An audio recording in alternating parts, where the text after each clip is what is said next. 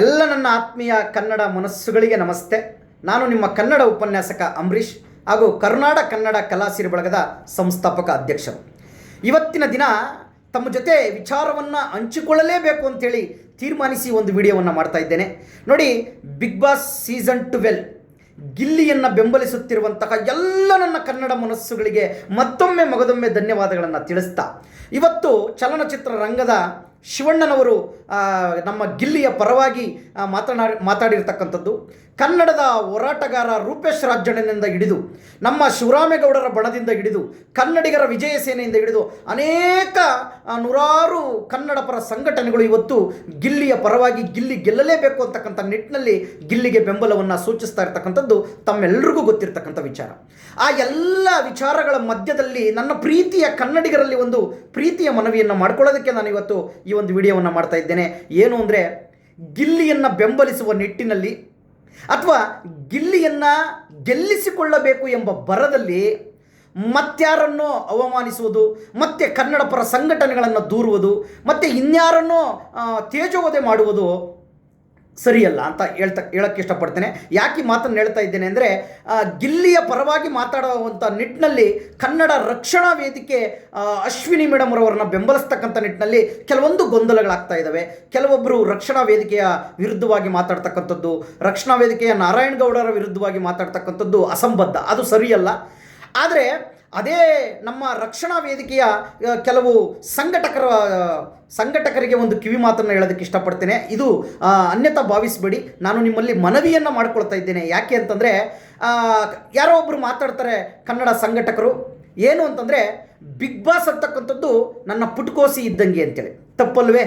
Big boss ಅನ್ನೋದು ಪುಟ್ಕೋಸಿ ಇದ್ದಂಗೆ ಅನ್ನೋದಾದರೆ, ಬಿಗ್ ಬಾಸ್ ಸರಿ ಇಲ್ಲ ಅನ್ನೋದಾದರೆ, ಬಿಗ್ ಬಾಸ್ ಬೇಡ ಅನ್ನೋದಾದರೆ ತಾವು ಬಿಗ್ ಬಾಸನ್ನು ಬೆಂಬಲಿಸಕ್ಕೆ ಹೋಗ್ಬೇಡಿ, ಅಥವಾ ಬಿಗ್ ಬಾಸಲ್ಲಿರ್ತಕ್ಕಂಥ ಯಾರನ್ನು ಬೆಂಬಲಿಸಬೇಡಿ.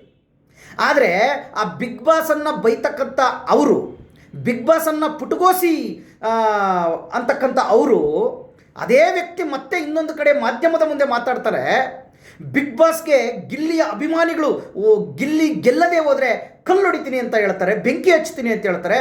ಇದು ತುಂಬ ದೊಡ್ಡ ತಪ್ಪು. ನೋಡಿ, ನಾನು ಕೂಡ ಗಿಲ್ಲಿ ಅಭಿಮಾನಿಯಾಗಿ ಹೇಳ್ತಾ ಇದ್ದೇನೆ. ಸ್ನೇಹಿತರೆ, ದಯವಿಟ್ಟು ಇಂತಹ ಪದಗಳನ್ನು ಬಳಸೋದಕ್ಕೆ ಹೋಗ್ಬೇಡಿ. ಇದು ನೋಡಿ, ಗಿಲ್ಲಿಯನ್ನು ಬೆಂಬಲಿಸುವಂತಹ ನಿಟ್ಟಿನಲ್ಲಿ ಕೆಲವೊಂದು ಸಲ ಉದ್ರೇಕಿತರಾಗಿ ಇಂತಹ ಮಾತುಗಳು ಬರೋದು ಸಹಜ. ಆದರೆ ಅಂತಹ ಮಾತುಗಳನ್ನು ಆಡೋದು ತಪ್ಪು. ಯಾಕೆಂದರೆ ನಾವೆಲ್ಲರೂ ಕನ್ನಡಿಗರೇ, ಬಿಗ್ ಬಾಸಲ್ಲಿರ್ತಕ್ಕಂಥವ್ರು ಎಲ್ಲರೂ ಕೂಡ ಕನ್ನಡಿಗರೇ, ಯಾರೇ ಗೆದ್ದರೂ ಸಂತೋಷ ಪಡೋಣ. ಆದರೆ ಗಿಲ್ಲಿಯ ಬಗ್ಗೆ ನಮಗಿರುವ ಅಭಿಮಾನಕ್ಕೆ ಅವರು ಗೆಲ್ಲಲಿ ಅಂತಕ್ಕಂಥ ಆಶಿಸುವಂಥದ್ದು ಸರಿ. ಆದರೆ ಈ ಅಶ್ವಿನಿ ಮೇಡಮ್ ಬಗ್ಗೆ ಆಗಿರ್ಬೋದು, ಅಥವಾ ಯಾವುದೇ ಬೇರೆ ಸ್ಪರ್ಧಾಳಿಗಳ ಬಗ್ಗೆ ಆಗಿರ್ಬೋದು, ದಯವಿಟ್ಟು ಯಾರೂ ಕೂಡ ತಪ್ಪಾಗಿ ಮಾತಾಡೋದಕ್ಕೆ ಹೋಗಬೇಡಿ, ಅದು ತಪ್ಪಾಗ್ಬಿಡುತ್ತೆ. ನೋಡಿ, ಒಬ್ಬರು ಬಿಗ್ ಬಾಸನ್ನು ಪುಟಗೋಸಿ ಅಂತಕ್ಕಂಥ ಅವರು ಗಿಲ್ಲಿ ಅಭಿಮಾನಿಗಳು ಕಲ್ಲೊಡಿತೀನಿ ಅಂದಾಗ ಅದೇ ವ್ಯಕ್ತಿ ಹೇಳ್ತಾನೆ, ಬಿಗ್ ಬಾಸ್ ಮನೆಗೆ ಹೋಗಿ ನಾನು ಕಾವಲನ್ನು ನಿಂತ್ಕೊಳ್ತೇನೆ, ರಕ್ಷಣೆಯನ್ನು ಕೊಡ್ತೇನೆ ಅಂತೇಳಿ. ಇದು ಎಷ್ಟು ಸರಿ? ಬಿಗ್ ಬಾಸನ್ನು ನೀವು ಬೆಂಬಲಿಸಲ್ಲ ಅನ್ನೋದಾದರೆ ಬಿಗ್ ಬಾಸಲ್ಲಿರೋರು ಯಾರನ್ನು ಬೆಂಬಲಿಸ್ಬಿಡಿ, ಬಿಗ್ ಬಾಸನ್ನು ನೋಡಿಬಿಡಿ. ಇದು ಒಂದು.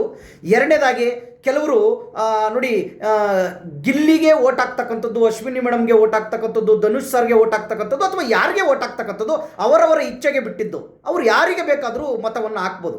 ಆದರೆ ಎಲ್ಲೋ ಒಂದು ಕಡೆ ಅಶ್ವಿನಿ ಮೇಡಮ್ ಅವರ ಮೇಲೆ ಇರ್ತಕ್ಕಂಥ ಪ್ರೀತಿಯಿಂದ ಗಿಲ್ಲಿಯನ್ನು ಬೆಂಬಲಿಸುವಂಥವರು ತಮ್ಮ ವಿರೋಧಿಗಳು ಅಂತ ಎಂದಿಗೂ ಭಾವಿಸಕ್ಕೆ ಹೋಗ್ಬೇಡಿ. ನಾವು ಕೂಡ ಕನ್ನಡಿಗರೇ, ಕನ್ನಡದ ಮೇಲೆ ನಮಗೂ ಕೂಡ ಪ್ರೀತಿ ಪ್ರೇಮ ಇದೆ. ನೋಡಿ, ಕರ್ನಾಟಕ ರಕ್ಷಣಾ ವೇದಿಕೆ 16 ವರ್ಷಗಳಿಂದ 1999ರ ದಶಕಗಳಿಂದ ಇಲ್ಲಿಯವರೆಗೆ ಸಾಕಷ್ಟು ಕನ್ನಡದ ನೆಲ, ನುಡಿ, ಜಲದ ಪರವಾಗಿ ಅನೇಕ ರೀತಿಯ ಹೋರಾಟಗಳನ್ನು ಮಾಡ್ಕೊ ಬಂದಿದೆ. ಹಾಗಾಗಿ ಕನ್ನಡದ ಬಗ್ಗೆ ನಮಗೆ ಗೌರವ ಇದೆ. ಆ ಕನ್ನಡದ ಸಂಘಟನೆಯ ಬಗ್ಗೆ, ಆ ಸಂಘಟನೆಯ ಎಲ್ಲ ಹೋರಾಟಗಾರರ ಬಗ್ಗೆ ಅಭಿಮಾನ ಇದೆ. ಆದರೆ ದಯವಿಟ್ಟು ಇದನ್ನು ಅರ್ಥ ಮಾಡ್ಕೋಬೇಕು.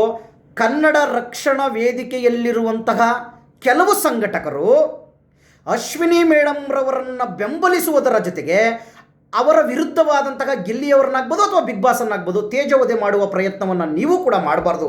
ಯಾಕೆ ಮಾತನ್ನು ಹೇಳ್ತಾ ಇದ್ದೀನಿ ಅಂತಂದರೆ, ಎಲ್ಲೋ ಒಂದು ಕಡೆ ತುಂಬ ದೊಡ್ಡ ಮಟ್ಟದಲ್ಲಿ ಇವತ್ತು ನಮ್ಮ ನಾರಾಯಣಗೌಡರು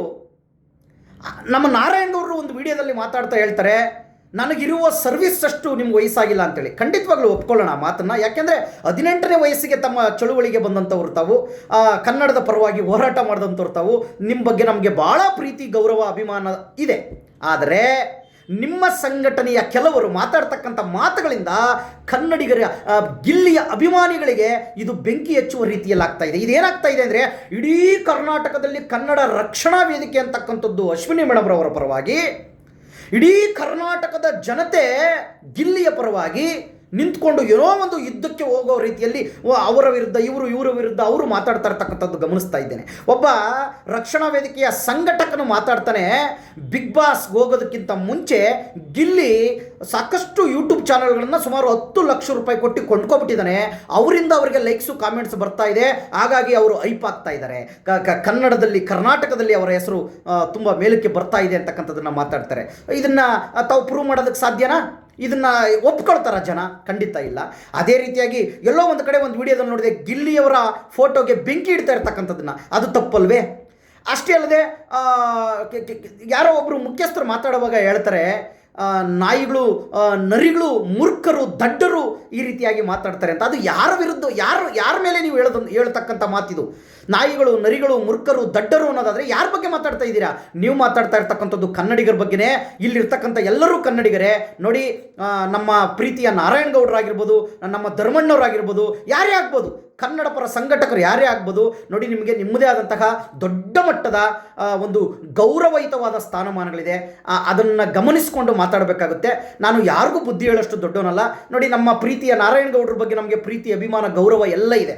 ಅವರೊಂದು ಮನೆಯ ಮುಖ್ಯಸ್ಥನಾಗಿ ಒಂದು ಮಾತು ಹೇಳ್ಬೋದಾಗಿತ್ತು, ನೋಡಪ್ಪ ಎಲ್ಲರೂ ಕನ್ನಡಿಗರೇ, ಯಾರನ್ನಾದರೂ ಬೆಂಬಲಿಸಿ, ನಮ್ಮದು ಕನ್ನಡ ಪರ ಸಂಘಟನೆ ಇವತ್ತು ಎಲ್ಲ ಕನ್ನಡಿಗರಿಂದ ಈ ಮಟ್ಟಕ್ಕೆ ಬೆಳೆದು ನಿಂತಿದೆ, ನಾವು ಕನ್ನಡದ ಪರವಾಗಿ ಕೆಲಸ ಮಾಡೋ ಅಂಥವ್ರು, ಹಾಗಾಗಿ ನಮ್ಮ ರಕ್ಷಣಾ ವೇದಿಕೆ ವಿರುದ್ಧ ಯಾರೂ ಮಾತಾಡಬೇಡಿ ಅಂತಿದ್ರೆ ಮುಗ್ದೋಗ್ತಿತ್ತು. ಆದರೆ ಆ ಗಿಲ್ಲಿಯ ಪರವಾಗಿ ಮಾತಾಡಿದಂಥವ್ರನ್ನ ತಾವು ಬಳಸಿದಂತಹ ಮಾತುಗಳು, ಧರ್ಮಣ್ಣ ಅಂತಕ್ಕಂಥವ್ರು ಬಳಸ್ತಕ್ಕಂಥ ಮಾತುಗಳು, ಮತ್ತು ಇನ್ನೂ ನಿಮ್ಮ ಉಳಿದ ಕೆಲವು ಸಂಘಟಕರು ಬಳಸ್ತಕ್ಕಂಥ ಮಾತುಗಳು ತುಂಬ ಅಮಾನವೀಯವಾದದ್ದು, ತುಂಬ ದೊಡ್ಡ ಮಟ್ಟದ ಒಂದು ಕರ್ನಾಟಕದಲ್ಲಿ ಒಂದು ದೊಡ್ಡ ಮಟ್ಟದ ಬೆಂಕಿ ಹಚ್ಚುವಂತಹ ಕೆಲಸ ಆಗೋಗ್ಬಿಡುತ್ತೆ. ನಮಗೂ ಕನ್ನಡದ ಬಗ್ಗೆ ಅಭಿಮಾನ ಇದೆ, ಗೌರವ ಇದೆ. ಈಗ ನಾನು 2 ದಿನದಿಂದ ಗಮನಿಸ್ತಾ ಇದ್ದೇನೆ, ಒಂದು ಬಣ ಅಶ್ವಿನಿ ಮೇಡಮ್ ಅವರನ್ನ ಬೆಂಬಲಿಸೋದು, ಇನ್ನೊಂದು ಬಣ ನಮ್ಮ ಗಿಲ್ಲಿಯವರನ್ನ ಬೆಂಬಲಿಸ್ತಕ್ಕಂಥದ್ದು. ಈಗ ಇದೇನಾಗ್ತಾ ಇದೆ ಅಂದರೆ, ನಮ್ಮ ಕನ್ನಡ ಮನಸ್ಸುಗಳ ಮಧ್ಯೆ ಎಲ್ಲೋ ಒಂದು ಕಡೆ ಒಂದು ಗೊಂದಲ, ಒಂದು ವೈಷಮ್ಯ ಮೂಡುವಂತಹ ಪ್ರಯತ್ನ ನಡೀತಾ ಇದೆ. ಎಲ್ಲ ಕನ್ನಡಿಗರಲ್ಲಿ ಬೇಡ್ಕೊಳ್ತೇನೆ, ಕರ್ನಾಟಕ ಉಳಿಯುವಂತಹ, ಕರ್ನಾಟಕದ ಕನ್ನಡ ನಾಡು, ನುಡಿ, ಭಾಷೆ ಉಳಿಯುವಂತಹ ನಿಟ್ಟಿನಲ್ಲಿ ಕರ್ನಾಟಕ ರಕ್ಷಣಾ ವೇದಿಕೆ ಅಷ್ಟೇ ಅಲ್ಲದೆ ತುಂಬ ದೊಡ್ಡ ದೊಡ್ಡ ವೇದಿಕೆಗಳು ಕರ್ನಾಟಕದ ಪರವಾಗಿ, ಕನ್ನಡದ ನಾಡು ನುಡಿಯ ಪರವಾಗಿ ಕೆಲಸಗಳನ್ನು ಮಾಡಿಕೊಂಡು ಬರ್ತಾ ಇರ್ತಕ್ಕಂಥದ್ದು ನಮಗೆಲ್ಲ ಗೊತ್ತಿರ್ತಕ್ಕಂಥ ವಿಚಾರ. ಹಾಗಾಗಿ ಕನ್ನಡ ಸಂಘಟನೆಗಳನ್ನು ಗೌರವಿಸೋಣ, ಸಂಘಟನೆಯ ಸಂಘಟಕರನ್ನು ನಾವು ಗೌರವಿಸೋಣ, ಆ ಬಿಗ್ ಬಾಸ್ನ ಎಲ್ಲ ಸ್ಪರ್ಧಾಳುಗಳನ್ನು ನಾವು ಬೆಂಬಲಿಸೋಣ. ತಮಗೆ ಇಚ್ಛೆ ಇದ್ದವ್ರಿಗೆ ವೋಟ್ ಮಾಡಿ, ತಮಗೆ ಇಚ್ಛೆ ಇದ್ದವ್ರಿಗೆ ಬೆಂಬಲಿಸಿ. ಆದರೆ ದಯವಿಟ್ಟು ನಮ್ಮ ಕಾಲುಗಳನ್ನು ನಾವೇ ಎಳೆದುಕೊಳ್ಳುವಂತಹ ಪ್ರಯತ್ನ, ನಮ್ಮನ್ನು ನಾವೇ ದ್ವೇಷಿಸಿಕೊಳ್ಳುವಂತಹ ಪ್ರಯತ್ನ ಮಾಡೋದು ಬೇಡ. ಹಾಗಾಗಿ ಎಲ್ಲ ಕನ್ನಡಿಗರಿಗೆ ಶುಭವಾಗಲಿ. ಎಲ್ಲ ಕನ್ನಡಿಗರಲ್ಲೂ ನನ್ನದು ಒಂದೇ ಒಂದು ಕಿರುಮನವಿ, ದಯವಿಟ್ಟು ಒಬ್ಬರನ್ನು ಬೆಂಬಲಿಸುವ ಪ್ರಯತ್ನದಲ್ಲಿ ಮತ್ತೊಬ್ಬರನ್ನ ಅವಮಾನಿಸುವ ಯಾವುದೇ ಪ್ರಯತ್ನಗಳು ನಡೆಯುವುದು ಬೇಡ ಅಂತೇಳಿ ತಮ್ಮಲ್ಲಿ ಮನವಿಯನ್ನು ಮಾಡಿಕೊಳ್ತಾ ಇದ್ದೇನೆ. ಇಂತಿ ನಿಮ್ಮ ಕನ್ನಡ ಉಪನ್ಯಾಸಕ, ಕರುನಾಡ ಕನ್ನಡ ಕಲಾ ಸಿರಿ ಬಳಗದ ಸಂಸ್ಥಾಪಕ ಅಂಬರೀಷ್. ಎಲ್ಲರಿಗೂ ಧನ್ಯವಾದಗಳು. ಎಲ್ಲರಿಗೂ ಒಳ್ಳೆಯದಾಗಲಿ. ತಾಯಿ ಭುವನೇಶ್ವರಿ ಕರ್ನಾಟಕದಲ್ಲಿ ಶಾಂತಿ, ಪ್ರೀತಿ ನೆಲೆಸೋ ಹಾಗೆ ಆಗಲಿ. ಎಲ್ಲರಿಗೂ ಆರೋಗ್ಯವನ್ನು ಕೊಟ್ಟು ಕಾಪಾಡಲಿ. ನಾವೆಲ್ಲರೂ ಒಗ್ಗಟ್ಟಿನಿಂದ ಬದುಕೋಣ. ಎಲ್ಲರಿಗೂ ಒಳ್ಳೆಯದಾಗಲಿ. ಶುಭ ದಿನ.